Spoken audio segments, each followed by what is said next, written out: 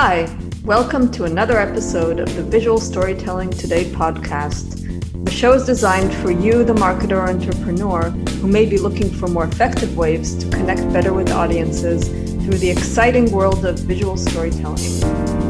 We will introduce you to inspiring experts from diverse industries that bring fresh perspectives on how to capture attention, build trust, emotional empathy, and last but not least, drive business results. Enjoy the show. Hi, I'm Shlomi Ron. I'm the CEO of the Visual Storytelling Institute. We are based here in sunny Miami, Florida. And we're all about spreading the gospel of visual storytelling from the world of art into marketing. What we do is pretty much helping brands tell better stories through visual storytelling consulting, training, and thought leadership, like this show you're in right now. So one of the focus in my latest podcasts have been the metaverse. If you recall, the first one was all about NFT, and we talked about, with the co-founder of the Upland. Then we moved to how to manage virtual assets from an estate planning. There's lots of great millionaires in the space. And today I want to focus on a different angle. So we all know that NFT started back in last spring, then the metaverse kind of broke out on October. And another piece of the puzzle is very interesting development. It's called DAO, which stands for Decentralized Autonomous Organization. And this is a new way to organize and mobilize audiences that really kind of go well above and beyond, the loyalty club or, these Kickstarter or Patreon communities that have been formed in recent years. So to help me out, deep dive, to kind of dig deeper into this exciting topic, I invited Jeremy Gilbertson. He's a metaverse expert. And recently I came across an interesting article he wrote for Variety, where he really kind of dissect the whole, this new brave world of DAOs. So with that, welcome to the show, Jeremy. Thank you so much for having me. I'm definitely excited to talk about it. It's a topic I've been researching a lot for over a year and really digging into the possibilities and kind of like you said, spreading the gospel a bit of what you can do with something like that. Yeah, this is amazing. Yeah. So before we jump right in, maybe you can tell us a little bit about your backstory, because I know you told me just before we got started, that you're covering so many bases. You're pretty much a Renaissance man. Well, it's very kind of you to say that. I'm into a lot of different things. So I've been at the intersection of music, technology, and brand for the last 20 years. I started out in the data center space. Mm-hmm. So I built a consulting arm within a larger consulting organization that focused on data center strategy, transformation. So basically, where you put your network, compute, storage, disaster recovery, that kind of stuff. Got it. While I was doing that, I also started a music production company that was doing music for advertising. Then we moved into film and TV and immersive experiences and that sort of thing. So I spent a lot of time in that world. And then I moved into kind of merging consulting and music together. I met a guy named Joe Belliati, who's currently the CEO of Massive Music. He was former head of global music for Coca-Cola.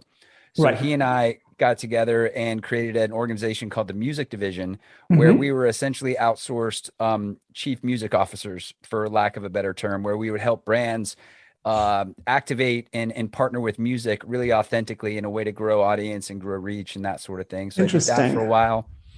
And then lastly, I got pulled into the Web3 rabbit hole about 12 or 18 months ago, starting with a text from a good friend of mine. What is if you don't know what an NFT is, spend some time researching it. And Shlomi, like you probably have friends that if you get text from, there are certain ones that you look at a little closer and spend a little more time on. So I did, and kind of the rest is history with blockchain and NFTs and metaverse, Web3, DAOs. Yeah.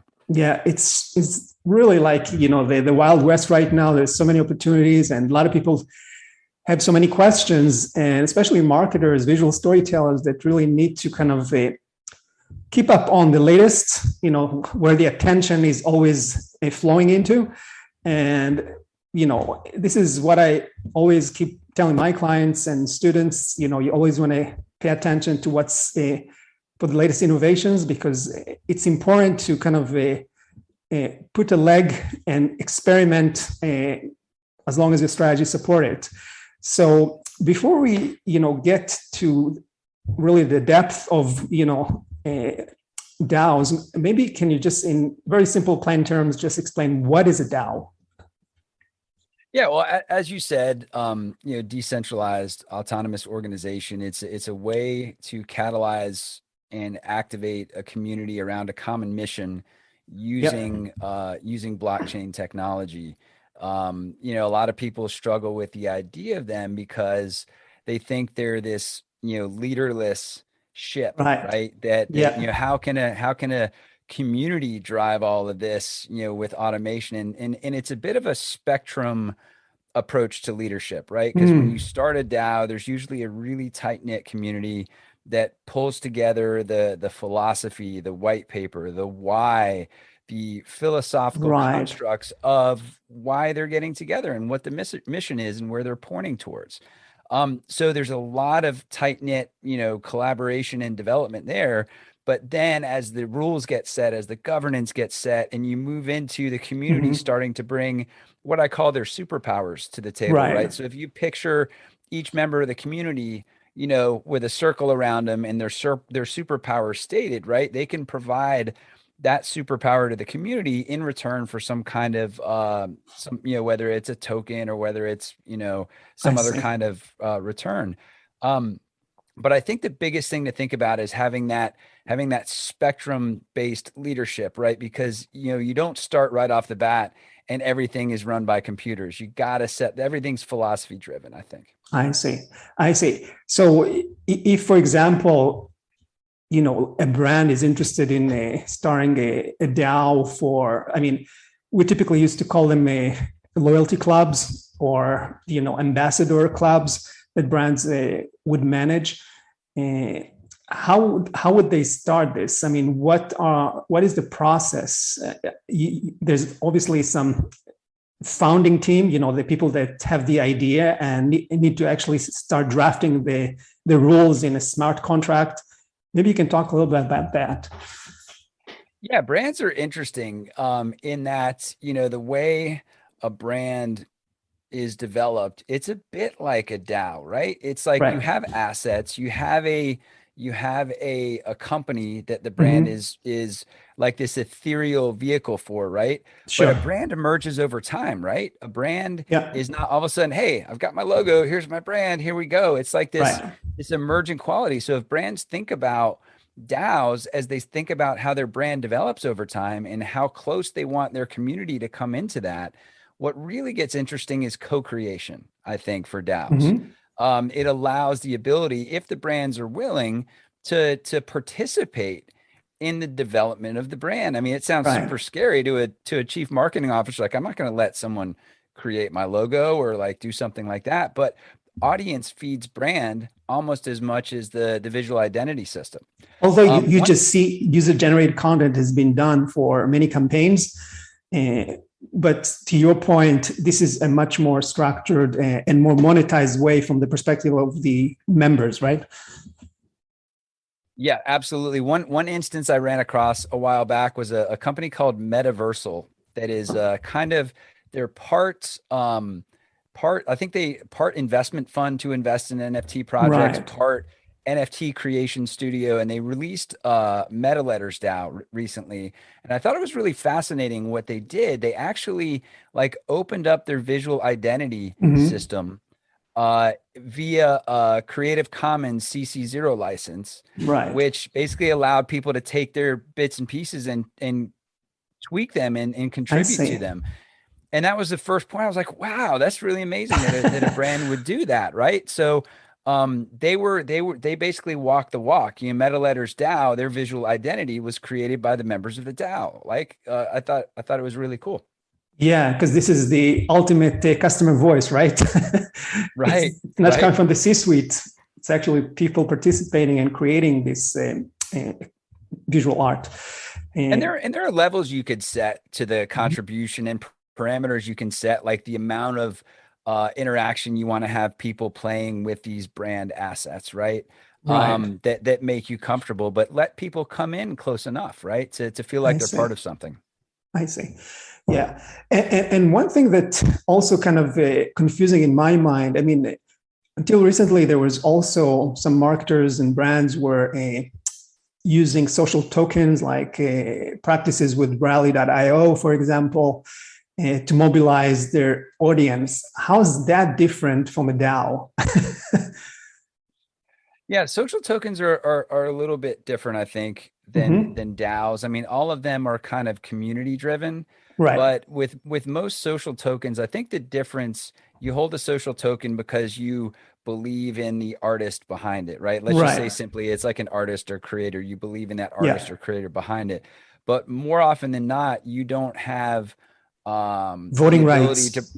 yeah, voting rights. I You see. don't, that artist is not going to let you decide what they draw next, Oh, right? I Or not see. going to let you decide what kind of music they make next. But Right. in a DAO, you could propose and say, hey, Shlomi, I want you to make this kind of record coming up, and here's why I think you should do that. And then the community can all say, hey, that's a great idea, or they could say, no, that's not a great idea, but you might have, as the artist, more voting rights or voting power to kind of say, hey, I've got ultimate creative control. Thanks for the feedback, guys. I see. You can set all kinds of what. Here's an interesting, I've been talking a lot, but I want to share this. I was just on a call with my buddy who's a tokenomics expert, just a wizard, Uh-huh. computer science Right. meets mathematician, like all of this kind of stuff. And these are the people that power the back end of DAOs, which are super important. So you got to have the philosophical Yep. component, and then also the computer science, engineering, tokenomics aspect of it. And Right. he referred to that tooling as like a synthesizer for data, right? Mm. That you can actually control and decide as you're seeing the reactions of what's coming out of decision making and voting and all of that. You can turn the knobs and try different things. So I thought that was an interesting way to look at it. Interesting. Yeah. So if I understand what you're saying, the difference with social tokens, it's still a very centralized, and the tokens are really used as an incentive for the members, but there is still one decision maker, which is the artist or the founder of that community, versus DAO, where it's more, there is a founding team that set the rules, but then, the whole decision making process is done by the members. And in order to become a member, you need to purchase a token. I think that's the only similarity, I guess, that you need to be. That's how you get to earn the voting rights, right? Yeah, and I think anything can kind of be structured for most of these projects. I know, we talked earlier, it's kind of wild westy a little Yeah. bit, but back in the day, like one of the first social tokens I think that came out a while back was Portugal the Man.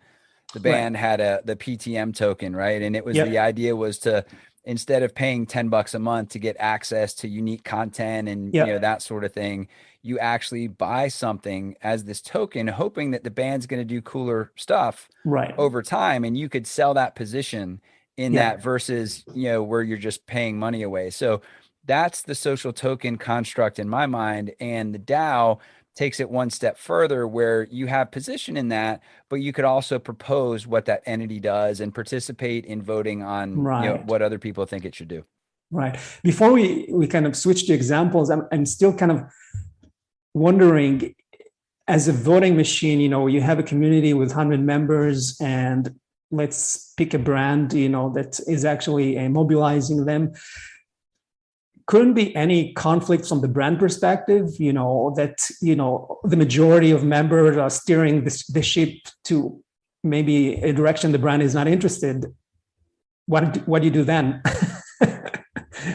Yeah, it's a good question. I think it all starts with doing the upfront work Mhm. with your philosophy, your white paper, your governance, your voting mechanics, I see. to really spend the time there to make sure to de-risk that a little bit. I mean, you can't 100% de-risk it, but then once you Right. have that in place, you look at the different voting mechanics, right? There's conviction voting, which you hold your position in a vote. It's a voting period that's open and longer. I see. There's quadratic voting, which is a little bit different, where you have a certain set of tokens and you can vote with you can give one initiative one token and another initiative 5 tokens because you Mm, believe in that I initiative see. more than you believe in the front one. So I the see. voting mechanics have been around for a long time. I mean, we've been Right. organizing as a society in multiple ways for a long time, and we've been making decisions collectively for a long time. But now we're able to apply the mathematics, the tokenomics, and the blockchain structure to it Got to do it. different things with it. Got it. Can you tell us a little bit about different types of DAOs that you see in the market right now that are really successful, and maybe some lessons for brands? Well, they're one example of a DAO is kind of people coming together to acquire something, right? Yep. Whether it's a golf course or the U.S. Constitution, believe it or not, there were DAOs Yeah. related to both of those. Constitution DAO is really interesting in that they mobilized that large amount of community, that large amount of capital in a very short amount of time, and they didn't actually end up winning the auction for the Constitution. Yeah. But like, in what other world could you organize that amount of people, that amount of money, and direct them straight towards a mission where everyone's aligned? I mean, that's a That's pretty interesting incredible. mechanic, right? Yeah, of course. And do probably see the marketing muscle that you need to put in order to recruit members even to do that, right? It doesn't have Absolutely. So it all still everything boils down. You got to pull on the thread a little bit and get back to the first principles of Mhm. all of this stuff. And the first principles are, the philosophy, the community building, and how you build that community over time, right? Because there's a lot of there's a lot of noise in the space, not just DAOs, but Web3 in general, where you Right. have people doing things that aren't necessarily the right thing. And, they're the rug pulls and that sort of thing. So building a community authentically Mhm. is one of the key things. And I was talking to a group the other day. It wasn't necessarily DAO related, but this was more blockchain gaming, like a play to earn. Yep. And we were trying to help them figure out how long the ramp prior to their NFT drop should be. Because, Mhm. a lot of people are like, well, hey, I've got the NFT. Let's push it Yep. out there and see what happens. And it's like, no way. Yeah. You got to generate interest Yeah. and really see the community and pull people in. And then what doing that early can really do is, DAOs are this bottom up mechanic, right? We're not really this hierarchy top down, but it Right. allows, as you build a community, you can see the people that are really engaged in it and people that really believe in it. And then you can elevate those people to higher and better positions and have this upward mobility mechanic built into it. And then the community is like a self-sustaining thing, as opposed to someone at the top going, this is what we got to do, guys. Um, Right. so I think Yeah, that that's makes pretty sense. compelling. Yeah. Yeah. And when you look at these DAOs that you consult with, and one thing that I'm also interested kind of reading about it is, for example, I read about Dirt, which is a newsletter on Substack that has about 6,000 members, and they decided not to charge them the paid membership. And instead, they give them this opportunity to buy an NFT and become part of the community and create that DAO this way, which is kind of interesting as well. So in terms of the function the members have, obviously you mentioned they buy the DAO token in order to earn the voting power. But I read also that sometimes they have functional roles, like if it's a community of creatives, like the communities that you come from, some of them can be videographer, other could be, copywriter. Can you talk about that? Yeah, so that's the coolest part about it to me, because a lot of it, what I don't like to see is, this situation where, in order to get in the DAO, you have to bring a stack of cash to Right. participate in it, right? I love the projects that basically say, hey, do you believe in the mission? Let's talk about Mm-hmm. how there's an application process and all of that, and maybe you got to get recommended by somebody or that sort of thing. But, the idea of, like, remember drawing a circle around the superpower, just like you draw a digital border around an NFT, you draw around the superpower, and then you figure out how you monetize, or how you incentivize different superpowers at work. So again, it goes back to the governance model on the front end. Right. Spend the time on the front end, and then it just kind of rolls. And I love those projects. It almost goes back to, we used to like have a term for it back in the early music days when I was starting Tune Welders, the music production company. We always called it the bro deal, where we would have a friend that was working on a project that didn't have any budget, and they needed studio space, and we're like, oh, okay, yeah, we'll come in and come into our spot, we'll record you, we'll handle it all. And then like 3 weeks later, we'll be working on a commercial project that needs an awesome drummer. And there was this understood capture of value back and forth feeding the system. But I think that, to me, that's what's really compelling about this way to bring people together. Yeah, and I know this is really important point. So people need to understand that DAOs are not only based on a monetary contribution to the community.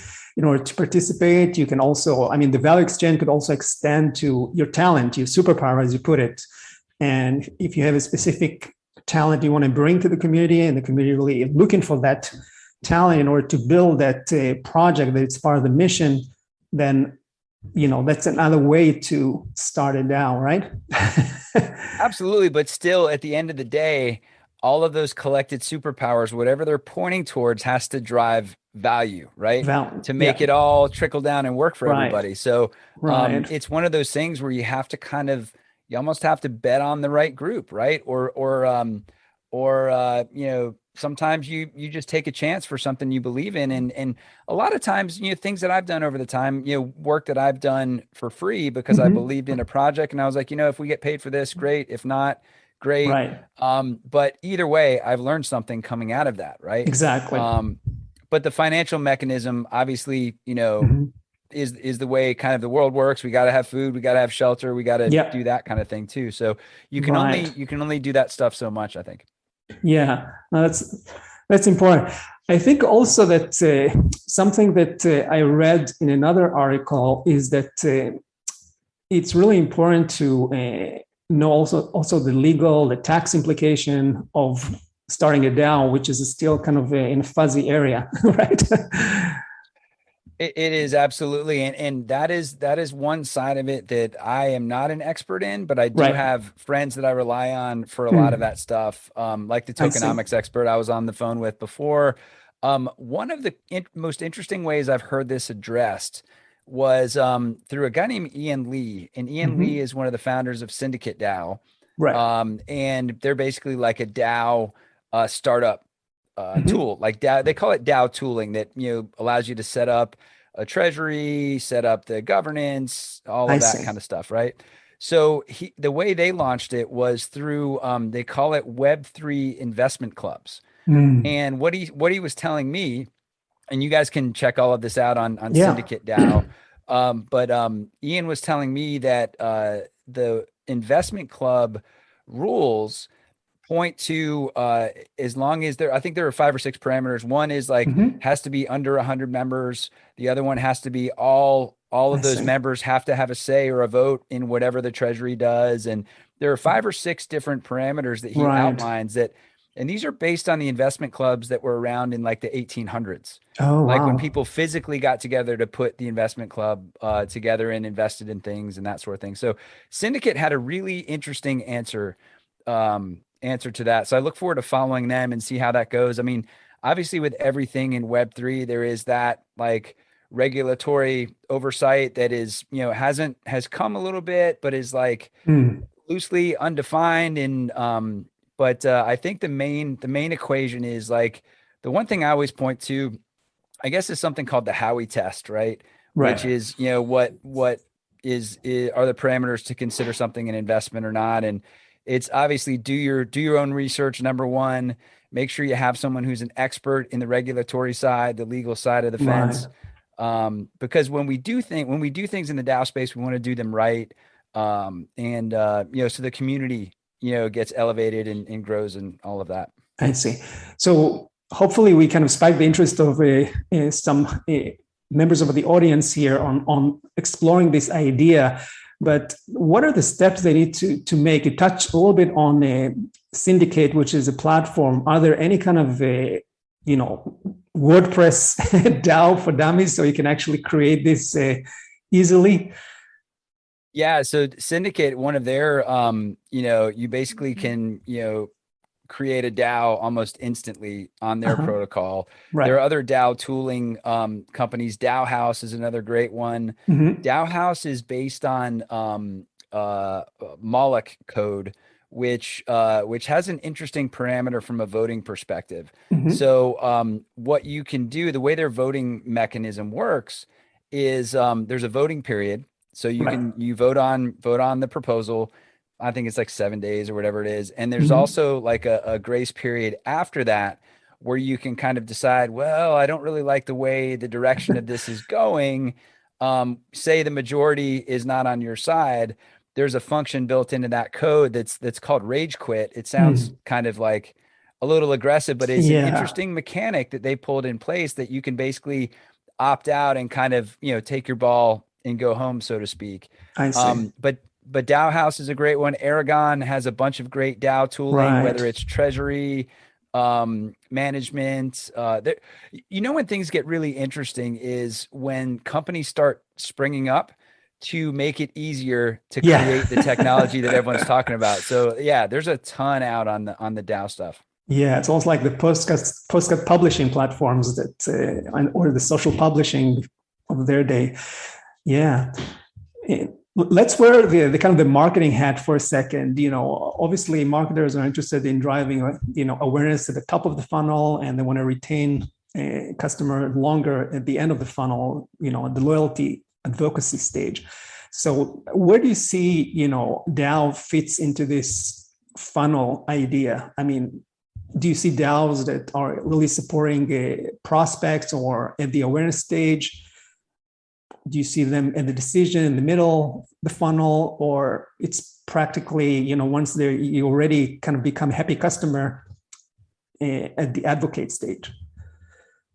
That's a really interesting question and something I haven't really thought about, but I can definitely riff on it a little bit with you. I think to me, the thing that jumps out from a brand perspective is in their community that is largely bought in, right? They're wearing the t-shirt, they've got the sticker on the car, like the fans. They tell the fans, they tell their buddies about it, right?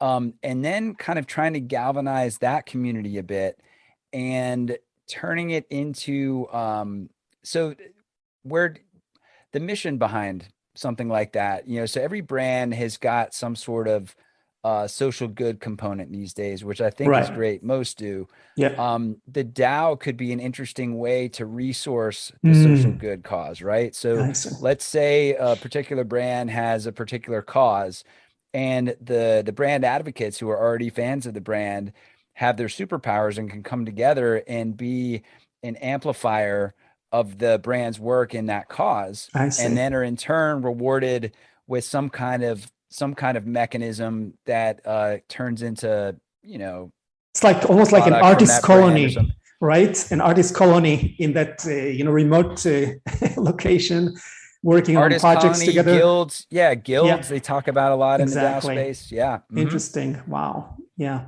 And knowing, the corporate world, with legalese that needs to approve everything. I'm coming, working for IBM, Nokia. I know how it's like.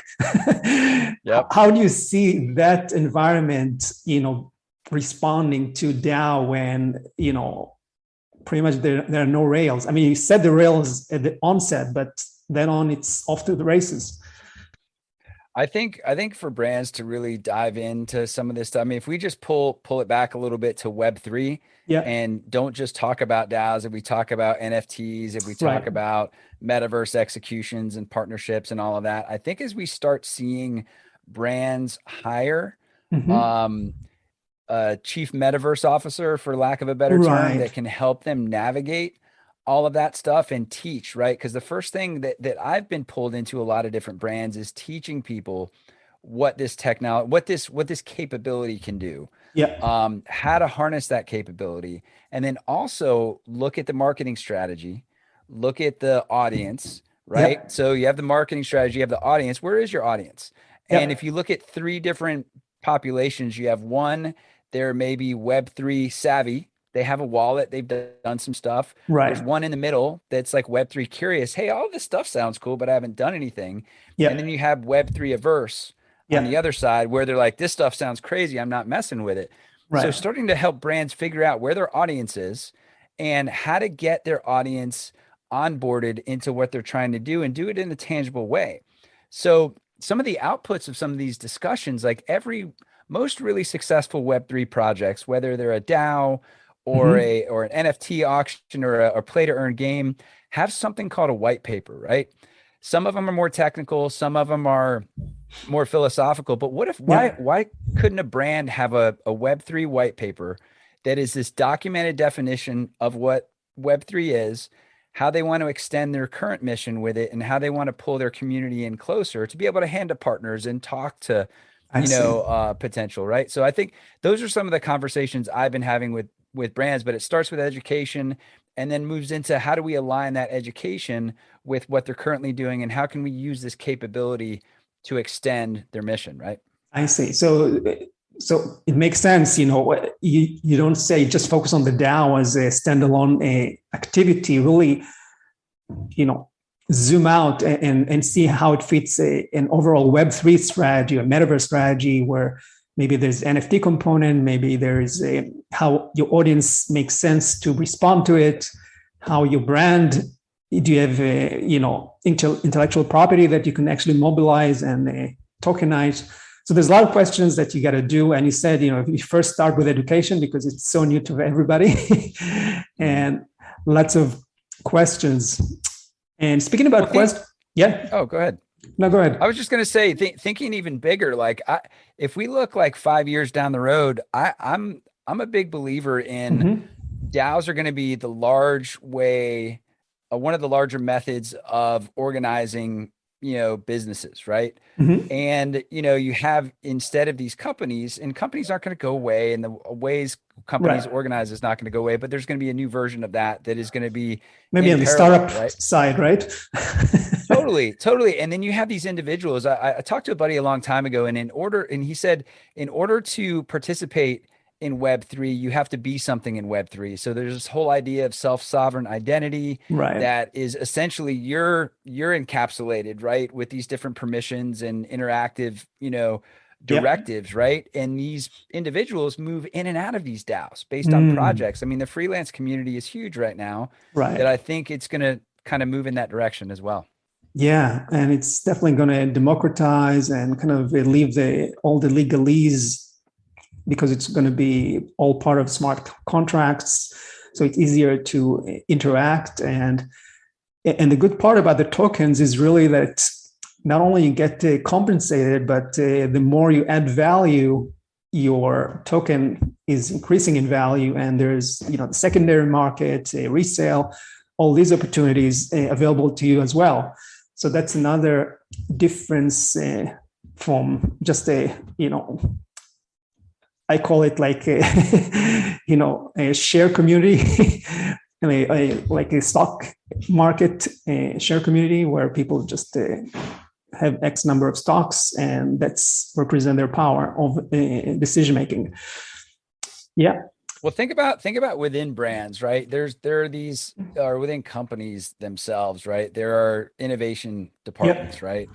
And even back in the day, you had like Lockheed Martin and Skunk Works, and there was this Right. whole different rule set and Yeah. different mode of operations. What if the innovation teams were started to be these DAO organizations where you would submit an idea in Mm-hmm. that organization encapsulated as an NFT with its details, with its ownership, with what you want to see done with that. Right. And then I grab that Lego block, that NFT. I go, that's a great idea. What if you added X, Y, or Z? And then my stuff is automatically added on top and then added on top. And this idea of It's a automated co-creation. Yeah. innovation could be Yeah. co-creation. It could be great because you're going to feel comfortable with sharing your idea Right. because the ownership is encapsulated, right? So, I mean, I think That's innovation could be amazing. really interesting in companies using this mode. Yeah. So as you speak to brands and their interest, what are the typical questions they have or misconceptions about this whole space? I think it's all over the spectrum on that. Mm-hmm. One some are, automatically associating, an NFT with Bitcoin, like NFT and Bitcoin being Yeah. synonymous, right? Yeah. Yeah. And to tell you the truth, I mean, I've spent so much time in this space that I've educated myself, and that's what you kind of have to do, and you You got to got to do that. Yeah. experience and all of that. But there are some folks in that realm, but there are other folks that are highly technical, Mm-hmm. and understand blockchain as a foundation, that they can see it click a little bit more. Like, Mm. um, think about music artists. Right. Dead Mouse is a music artist, right? He is Mm-hmm. highly technical, right? Yep. And Joel is highly technical in his understanding of computers, computes, software, all of that stuff. And when he first started in the space, if you think of an artist as a brand, right? If Yep. you have that knowledge of the tech, the ramp is easier, right? But if you don't Right. have that knowledge of tech in general, then you tend to be more guarded, I guess, with it. Yeah. Yeah. Or No, that or makes adopting it later, taking a little bit longer with your decision. right. And as you're following the market and seeing some successful DAOs, and we talked about different types already, is there any sense of what success criteria means or looks like? Is it the value the community was able to generate? Is it the membership size? What is it? That's interesting. I love the idea of like creating frameworks to understand things and evaluate things. I did Yeah. one a while back that was value creation in the metaverse, and it was like this 6-step Yeah, I read process to that. It was understand awesome. I really utility. enjoyed it. Very well Oh, thought out. thanks. Yeah. Yeah, it's fun because I used it for myself to understand it all, and I'm glad it's Mm-hmm. it's it's helping other folks as well. But I think that the big thing to think about is, as far as what makes a community or what makes a DAO successful. Mm-hmm. I'll illustrate it with one I've been participating in the Discord of, which I think gives you a good sense of where the community is going. And Open Meta DAO Mm-hmm. was started by I think it was Ryan Gill out of a company called Crucible. Crucible has this self-sovereign identity mechanic that they're putting out, but Yep. Ryan at the onset has had this strong conviction that the metaverse is going to be open. It's not going to be Mm. another version of a walled garden where it's Right. Web 2 platforms. And that culture, just him saying all of this stuff on the front end and me reading what he was writing and putting out, me reading his white paper, that Mm-hmm. pulled me into the Discord, right? So I I got see. in the Discord, and then I started interacting with all of these different groups. I'm sharing my ideas, they're sharing their ideas. And it's like you're instantly in a community that Yep. authentically cares about, helping you, helping elevate your ideas. You help Mm-hmm. elevate others. Not all DAOs are like that. Not all communities Yeah. are like that. Ryan has done a tremendous job building that community, but I think that's one of the biggest metrics, is because I haven't even gotten into I haven't voted on anything. I haven't done any of that stuff. All I'm doing is participating in the community because he's growing his community. This is the on-ramp. He's Right. building and growing and activating the community, and then he's going to add the components as it comes. I see. But but I think that's it. It goes back to community. Like, is it a place you want to hang out? Is it a place where you feel comfortable bringing your ideas? Are you able to use your superpowers to help somebody else? Yeah. Those are the things that I think about with that. It's funny, I don't think about the financial aspects of it at Yeah. this No, I'm kind point, of which wondering, may be good or bad. Yeah. yeah, like anything, in business, everybody looking for the KPIs. What should I look for? What I should measure? Yep. so, so this is another kind of a related question. So in terms of the process you work with brands, do you have any kind of specific steps you go through? I do. I do. It takes a lot of conversations. Mm-hmm. I mean, from the education piece to, Yeah. hey, let's budget a few things and test some things and try it. I mean, it's a 4 to 6 month kind of ramp, Right. but it's fun for me to bring my superpower to the table for them. Since I've been involved with this, they know their brand, they know what they want to do. Their superpower is this encapsulated ethereal extension of a company, right? Yeah. So coming in and educating and say, well, guys, here's what Web3 is to me. Here are what some industry leaders are talking about Web3. Here are the building blocks. Here's how it works. Not Mm-hmm. getting too tech related. Let's talk Right. about it as a capability. I'm not pulling up code in smart contract language. I'm saying, hey, what if you could encapsulate your brand as an NFT, right? And what does that look like as creating a multitude of assets? Just think visually, right? What if you're able to create NFTs of your brand and then in turn license that, right? Where other creators could come and pull that NFT as an encapsulation of your brand to kind of come in and out. So we educate, then we start learning more about the strategy, what they're trying to do. Is it a move for audience? Are they trying to grow audience and reach? Are they trying to get deeper with a current audience? Are they, is this a revenue generating situation, right? So then you start figuring those things out. And then step by step, we start getting to an understanding. And then we start looking at, well, hey, let's look at your tent poles for the year. What are you doing? And how can we use Web3 authentically, not force it, not do it because everyone else does it. Because I always advocate, don't get out there and do it just because everyone else is doing it. Spend your time with someone who knows this stuff, someone who's willing to understand your brand and then help you drive a path forward. That makes sense. And typically you work with the marketing department, or there are other teams in our organization that are paying an interest in this? The entry point's been a little different. Sometimes it's, at the CMO level. Sometimes it's at other areas of the C-suite that have been exploring this whole thing. A lot of companies that are in charge of reward programs or in charge of community activation, loyalty, are really interested in that stuff, loyalty programs, right? But a lot of times it's on the brand side, because they're seeing this as an opportunity to build brand, to pull in a tool set. It's a new capability in a tool set. Yeah, that makes sense. Wow, this is so exciting, so much stuff. And, my head is kind of spinning, with the possibilities. But to let, our audience kind of leave with something concrete, if somebody is interested to explore this, DAO as part of a larger metaverse strategy, what would you say would be your top three tips? That's a great question. I would say, obviously dig in and do some research on your own. It's very noisy and it's very tough to know where to go for the real stuff. One of the things that clicked for me early on, like a year and change ago, was there's a gentleman named Matthew Ball who wrote something called the Metaverse Primer that is an 8-part series of, kind of what this thing is, right? Yeah. So he's been really great. He was a good resource for me early on to kind of get a few levels deeper and deeper into it. I think that's a good one. Another great one is a friend of mine, Kathy Hackle. Who is she's a good friend. She was on this show a couple of years ago, by the way.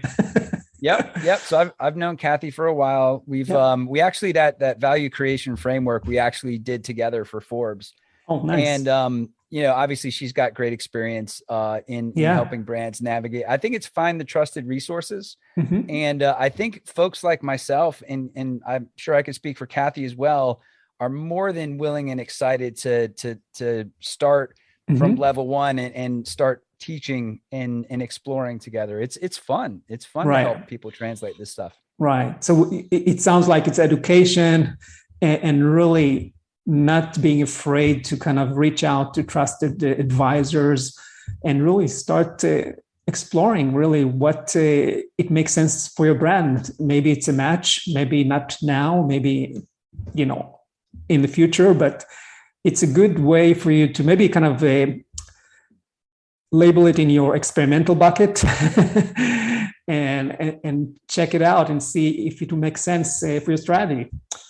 The one thing I would add to that, I think, is you also should find a low risk way to start playing around in it, not as a company, but if you were the chief marketing officer for brand XYZ, Shlomi does this, not the CMO, right?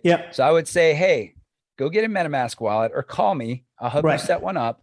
And, put just a tiny bit of, a couple $100 in there, and then try some transactions, do some very low risk stuff.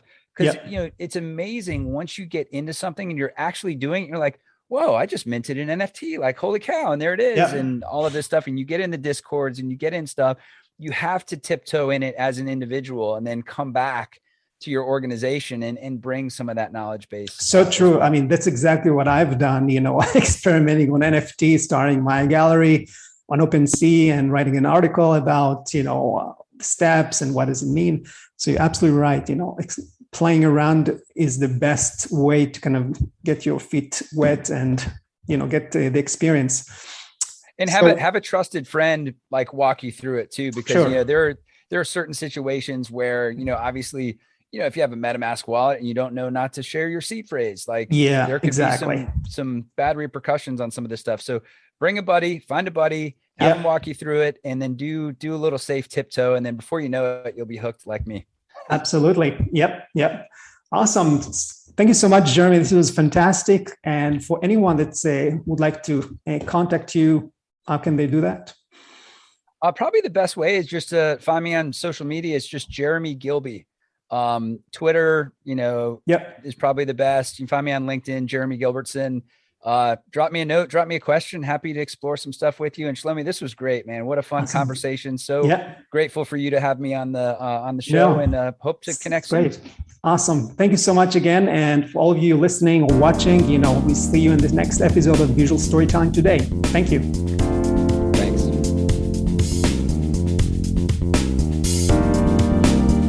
Visual Storytelling Today is recorded in Miami, Florida. The show is published exclusively by Visual Storytelling Institute. Learn more at visualstorytell.com. You can subscribe to this podcast on the iTunes Store. Until next time, don't let your big story wait to be told.